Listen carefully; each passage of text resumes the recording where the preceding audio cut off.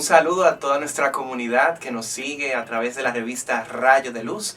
Y qué alegría poderles presentar una conversación con nuestro querido amigo Pacho Bermeo, que está de visita en nuestro país y que nos va a contar, además de su vida y de su experiencia escribiendo, compartiendo sus aprendizajes en esta labor como misionero, nos va a hablar un poquito de su libro más reciente, Amados del Amado, un título bastante interesante, y él nos va a estar compartiendo de esta maravillosa obra y otros detalles acerca de su vida, así que esperamos que les guste. Y bueno, Pacho, muchísimas gracias por Nada, a ustedes gracias, Joaquín, gracias a toda la gente de Rayo de Luz y a los que nos están viendo, un abrazo y espero que lo compartido les ayude de alguna manera.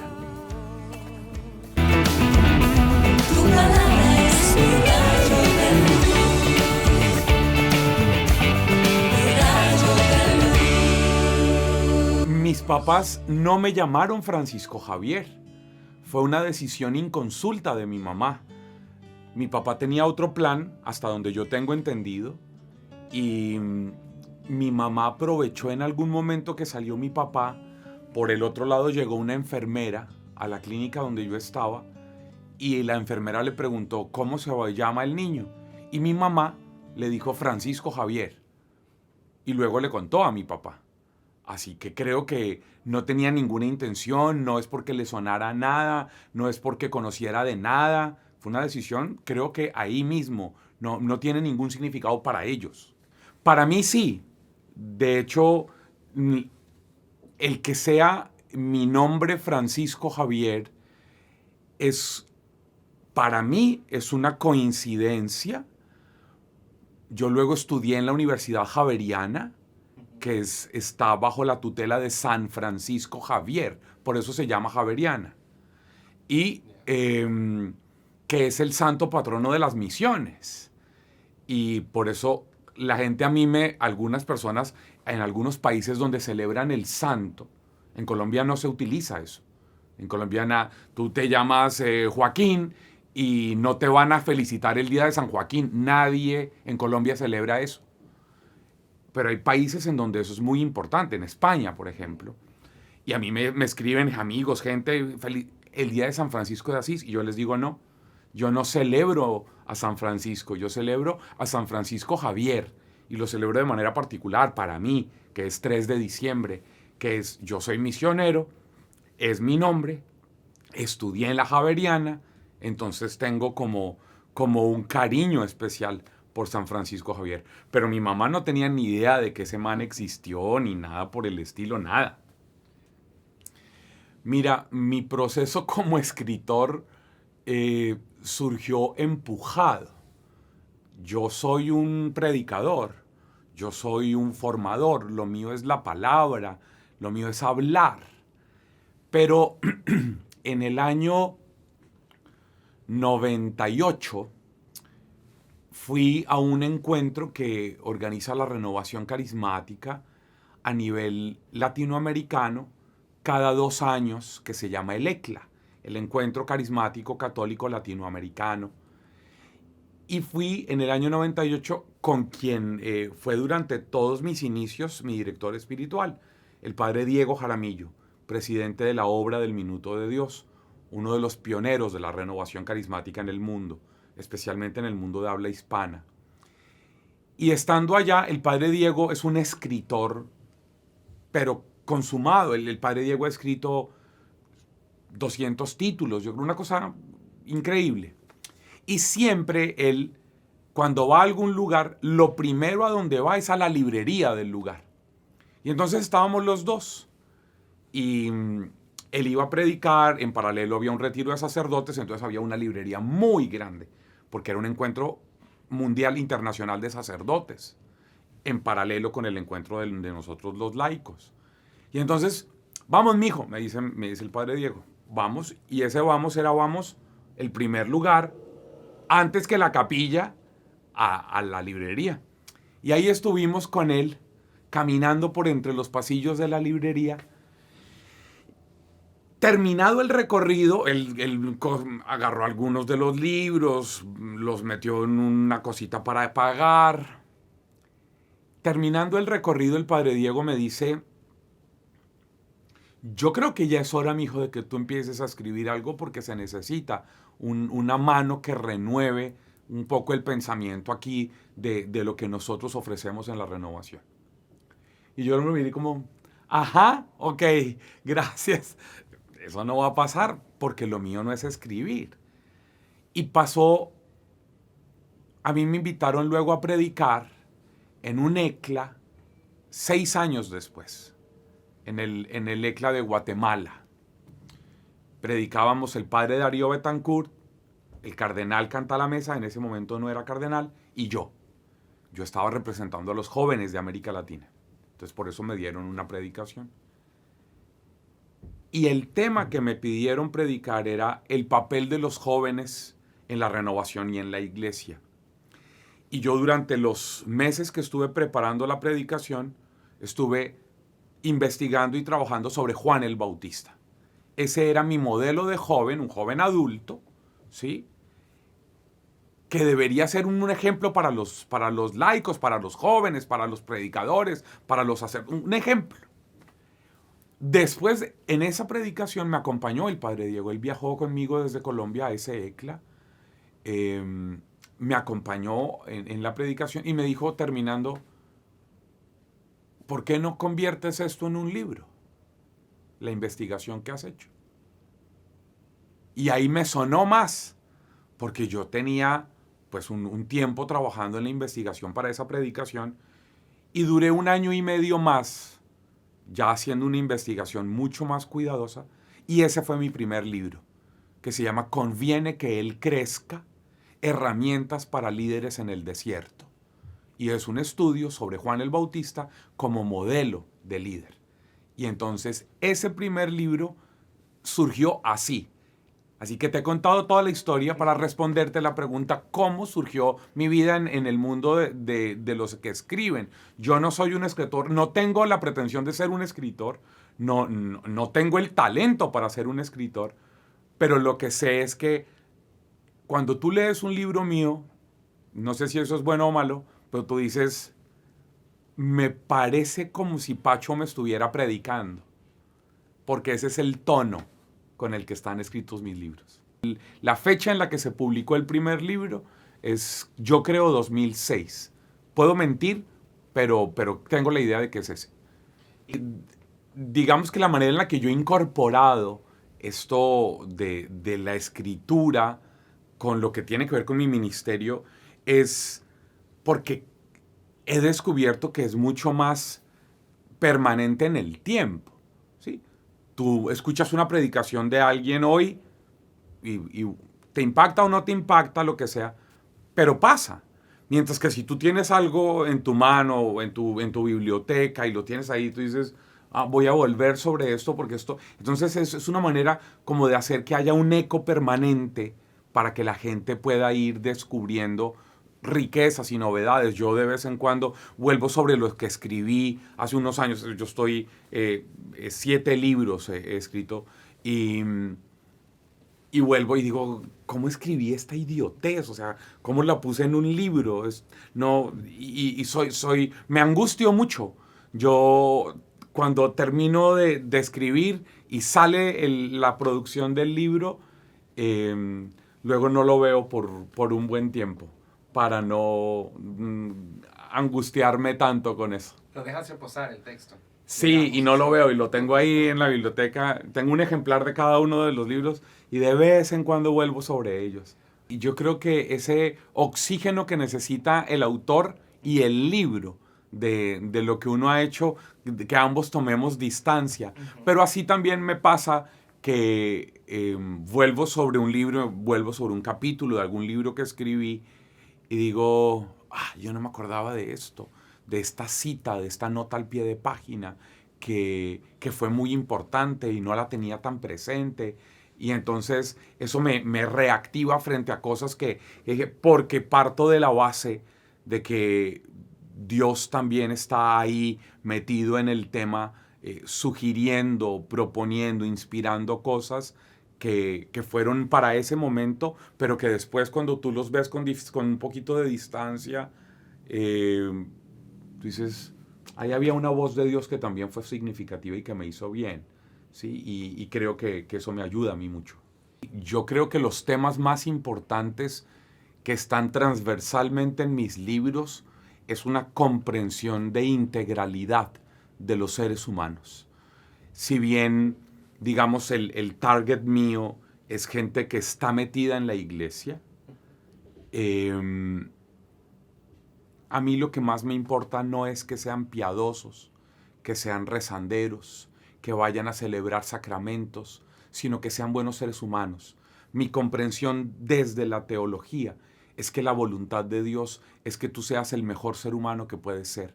Eso es lo que Dios quiere para ti, indistintamente de lo que hagas, de dónde vivas, de en dónde estés, de en qué experiencia de iglesia o de no iglesia, en el mundo en el que te desenvuelvas, el ateo, el agnóstico, el que vive otra comprensión del mundo. Yo soy de los que piensa en teología que la voluntad de Dios, que es un tema tan trabajado en la iglesia, tan estudiado, tan importante, ¿no? Todo el mundo, tú te encuentras con pelados en el colegio que antes de presentar un examen para ingreso a la universidad, cuando están metidos en la iglesia, dicen, pero ¿cuál será la voluntad de Dios para mi vida? Pensando en que Dios le va a decir, médico, ingeniero, repartidor. No, a Dios esa vaina no le importa. Lo que le importa es que tú seas el mejor que tú puedas llegar a ser. Que Carlos sea experto en carlología y Patricia sea experta en patriciología y que sea la mejor Patricia que ella puede ser. Si es hija como hija, y si es hermana como hermana, y si es mamá como mamá, y si es esposa como esposa, y si es vendedora, en todas las áreas de la vida. Todo lo que yo predico y lo que yo escribo tiene unos énfasis, pero transversalmente lo que buscamos es que en todas las áreas de la vida tú seas el mejor que puedas ser para que tú puedas realizarte existencialmente, que es lo que yo creo que se llama en teología salvación, y que puedas además de eso ayudar a construir para los demás escenarios y entornos en donde ellos también puedan realizarse. Cuando se vive de esa manera, se está viviendo la experiencia de lo que en teología uno llama el reino de Dios. Y cuando eso es así, es fundamental que tú seas claro en que la dimensión familiar es constitutiva, tu dimensión académica, pero tu manejo de la parte administrativa y financiera, pero la vida sexual genital, pero la vida laboral, pero el ocio y la lúdica y la recreación, pero tu vida espiritual, pero tu vida social y que salgas a rumbear y que vayas de paseo y que te encuentres con tus amigos. Mientras que las áreas de tu vida no estén atendidas, ni estás siendo feliz, salvación, ni estás encontrándole sentido a tu existencia y entonces no estás haciendo en ti la voluntad de Dios. Cuando yo organizo las noches de teología y espiritualidad, que es un proyecto que surgió durante la pandemia, surgió por la necesidad de, voy a decir algo, puede ser, este es el momento impopular de la entrevista. Había mucha gente, curas y laicos, diciendo bobadas en las redes sociales, manteniendo un nivel de profundización bastante precario, muy votivo y muy emotivo, muy piadoso. Estábamos en plena pandemia. Entonces había un montón de rezos de la coronilla de no sé qué vaina, imágenes de las visiones de Santa no sé qué, un montón de cosas que la gente estaba consumiendo. Y entonces, en medio de eso, yo hablé con un amigo mío de toda la vida, que es el padre Fidel Oñoro, y le digo yo, óyeme, mira, yo siento que está pasando esto, me preocupa que en este tiempo de encierro la gente esté consumiendo un montón de cosas piadosas, pero con muy poca formación, donde yo siento que tenemos que hacer un aporte desde nuestra comprensión de la teología, de la pastoral, de la experiencia de Dios. Me dijo, ¿y qué piensas? Y le dije, mira, a mí me gustaría hacer una vaina que fuera una mezcla que no hay entre predicación muy sólida y espiritualidad. Y espiritualidad a través de la música. Y me dijo, está chévere. Y yo dije, yo digamos, en lo personal, yo tengo como criterio que yo solo trabajo con mis amigos. con gente en la que yo confío plenamente, con gente en la que yo sé que les voy a entregar un micrófono, les voy a entregar una transmisión y su contenido y su praxis pastoral va a estar en la línea de aquello que yo creo, en la línea de lo que yo siento que es lo que tenemos que aportar. Y así empezó, 5 noches, en donde en cada noche tenemos un predicador, un formador, y luego un músico amigo invitado, para tener esa mezcla de teología y espiritualidad. Y por eso le puse como nombre Noches de Teología y Espiritualidad. Durante la pandemia, año 2021, hicimos 2 temporadas por año. Hicimos una al poco tiempo de Pentecostés y la otra antes de Adviento. Pero ya cuando se hizo la apertura un poco, empezó a bajar el tema de la pandemia, entramos en lo que se llama pospandemia.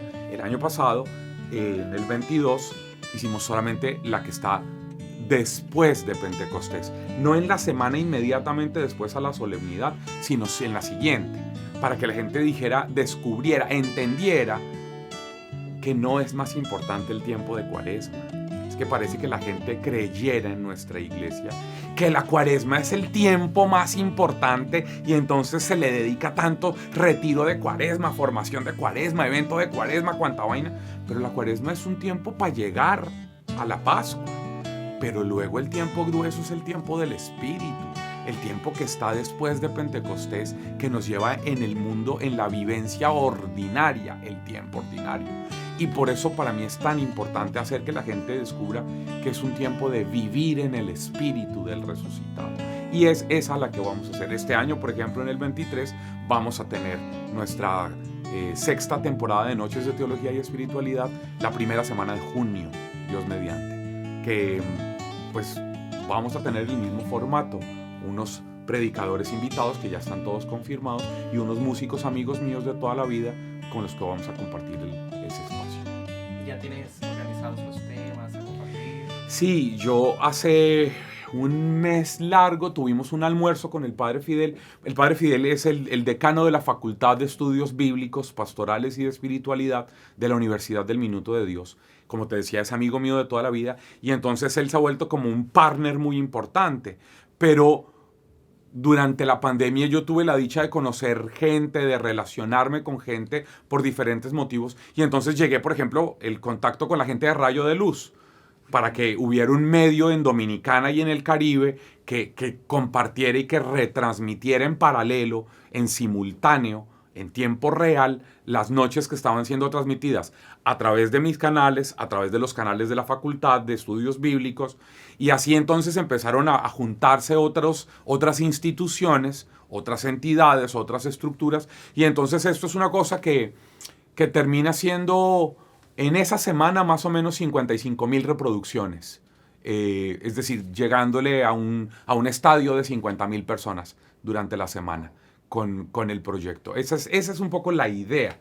Y nos reunimos con el Padre Fidel para definir el tema de esta temporada y va a tener que ver con la oración, el espíritu y la oración, y por ahí nos vamos a mover. Cada uno de los formadores invitados son absolutamente autónomos para poder enfocarlo por donde quieran y cada uno hace su aporte y entre todos resulta que no es una colcha de retazos, sino que termina siendo una amalgama de contenidos que nos van dando un producto final muy interesante. Pacho, cuéntanos, ¿qué nos cuentas en Amados del Amado? Amados del Amado es un libro que surge como respuesta a los desafíos de la pandemia, que busca encontrar respuestas en la vocación fundamental a la que fuimos llamados, que es la vocación a ser discípulos. Todos, el Papa y Doña Gertrudis, la que vende empanadas, el cardenal y don Félix, el que barre el piso en la calle, el cura y el diácono, el predicador y el cantante, todos fuimos llamados a lo mismo. No fuimos llamados de manera específica a un cargo, a un rol, ni siquiera a un ministerio, sino fuimos llamados a ser discípulos de Jesús. Él llamó, Jesús, a un grupo para que fueran sus discípulos, para que estuvieran con él, para enviarlos a predicar y con la posibilidad en su nombre de rescatar a la gente de aquello que los oprimía. A eso fuimos llamados todos. Y en la tradición más reciente, la última en la que se escribió en el Nuevo Testamento, que es la teología de Juan, Evangelio, cartas, Apocalipsis, es lo último que se escribió de la Biblia. Es decir, es lo más elaborado del pensamiento teológico que hay en la Escritura. El modelo de discípulo que hay en el Evangelio de Juan se llama el discípulo amado. No tiene nombre, no sabemos quién es, no interesa buscar saber si era un personaje que no importa, porque lo que le interesa al autor sagrado es mostrarnos cuál es el modelo, el paradigma de discípulo. Y aparece 7 veces en el Evangelio de Juan. El libro Amados del Amado para discípulos de hoy busca entonces, a partir del ejemplo del discípulo amado, del modelo más grande de discipulado, ayudarnos a confrontar nuestra vida para decir en qué voy y qué me falta de aquello a lo que Jesús me llamó. Y cuando yo vaya viviendo de esa manera, entonces podré ir encontrando las herramientas para enfrentar los desafíos de este tiempo que llamamos pospandemia. Ese es el sentido del libro. La palabra de Dios ilumina mi vida, digamos, de diferentes maneras, porque la palabra de Dios es Jesús. Jesús es el verbo, el logos del que nos habla el Evangelio de Juan. Él es la palabra de Dios. Y Él que es la palabra de Dios, nosotros en la Iglesia Católica creemos que Él que es la palabra de Dios se nos revela en primera instancia a través de la Escritura, de la Biblia. Luego a través del magisterio y la tradición, pero también a través de la historia, a través de lo creado, de la naturaleza. Por eso el llamado en este último tiempo al cuidado de la casa común como descubrimiento de la voz de Dios presente aquí en nuestra realidad y de descubrir cómo Dios nos habla a través de ella. Pero la palabra de Dios está encarnada en lo que nosotros vivimos entre nuestra gente, en nuestro entorno. Entonces a mí la palabra de Dios, que es Jesús, me ha salido al paso de múltiples maneras en diferentes realidades. Pero yo en lo personal fui muy movido por el Espíritu Santo en el momento en que yo tuve mi primer encuentro con Dios en noviembre del año 87 a acercarme a la Biblia. Sin entender un carajo en ese momento, yo me leí de Génesis 1 a Apocalipsis 22 en una semana, en esa primera semana entre el 22 y el 29 de diciembre del año 87, durmiendo 2 horas diarias. Yo tenía 13 años, porque había un gran deseo de escuchar a Dios, de encontrarlo a Él. Después, unos meses después, en abril del año 88, yo, en medio de una crisis de continuar o no continuar yendo al grupo de oración y de seguir en las cosas, me encuentro con un texto muy importante en la primera carta de Pablo a Timoteo en el capítulo 4, en los versos 12 al 16, en donde Pablo le dice a Timoteo: evita que te desprecien por ser joven, y más bien debes ser un ejemplo para los creyentes en tu modo de hablar y de portarte, en amor, fe, pureza de vida. Y mientras yo llego, dedícate a leer en público las Escrituras, a animar a los hermanos y a instruirlos. Si lo haces así, te salvarás a ti mismo y también a los que te escuchan. Para mí esa fue como la llamada que me hizo el Señor en ese momento, que yo la entiendo después. Yo después entro a estudiar la filosofía, la teología, un par de especialidades en pastoral bíblica, qué sé yo, en liderazgo bíblico en Roma, bueno. Y me encuentro con que el sustento de mi vida, lo que me emociona, lo que me enamora, es Es la palabra que tiene la posibilidad de que cuando la gente la escucha sea transformada. A mí me pasó, digamos, utilizando la metáfora de Ezequiel, cuando él dice en el capítulo 2 y en el capítulo 3 que Dios le dijo que se tragara un rollo y que él tiene una visión, dice Ezequiel, que ve una mano que tiene un rollo, el rollo de las escrituras, y que le dice Dios abre la boca y él abre la boca y Dios le mete el rollo y Ezequiel dice y yo me la tragué y cuando me llegó al estómago me supo como a miel. Eso es un poco lo que me pasa a mí con la Biblia. Ok, Pacho, te vamos a mencionar 2 actividades y tú nos cuentas cuál prefieres o cuál te gusta Ok. más. ¿Leer o escribir? Leer. ¿Cómo prefieres leer? ¿En papel o digital? En papel, el olor del papel me abre el deseo de estudiar, de profundizar. Pero llevo todo este tiempo también leyendo en digital, pero como soy visual y me gusta subrayar y me gusta escribir cosas a pie de página, de lo que me va diciendo a mí la lectura, prefiero siempre leer en papel. ¿Qué prefieres hacer? ¿Predicar o escribir? No, predicar siempre, predicar. La gente, el estar ahí, el poder verlos, el poder... No, predicar. Yo soy un predicador, yo no soy un escritor. ¿Y cómo prefieres hacerlo? El predicar. ¿Presencialmente o en la virtualidad? No, presencial siempre. Presencial porque yo soy de la piel, porque me hace falta el mirarte, el encontrarme, el abrazo, el beso, el cariño, el feedback de la gente ahí en caliente, que tú puedes sentir su exclamación, su rostro, su cuerpo, cómo el no verbal de ellos te va generando retroalimentación en la medida en que vas hablando. No, siempre lo presencial, siempre. Me hizo mucha falta durante el tiempo de aislamiento en la pandemia, me hizo mucha falta el poder estar en contacto con la gente. Ahora sí, finalmente, Pacho, ¿cómo valoras tu experiencia formando parte de un movimiento como la Renovación Carismática Católica? Mira, la renovación carismática es una corriente espiritual y yo siempre he pensado que Dios, de acuerdo a la personalidad de cada gente, se les hace el encontradizo a través de los diferentes movimientos de iglesia, que hay un montón. Pero como no todos somos de temperamentos parecidos, hay cosas que se nos acercan más a nuestras necesidades, a nuestras búsquedas.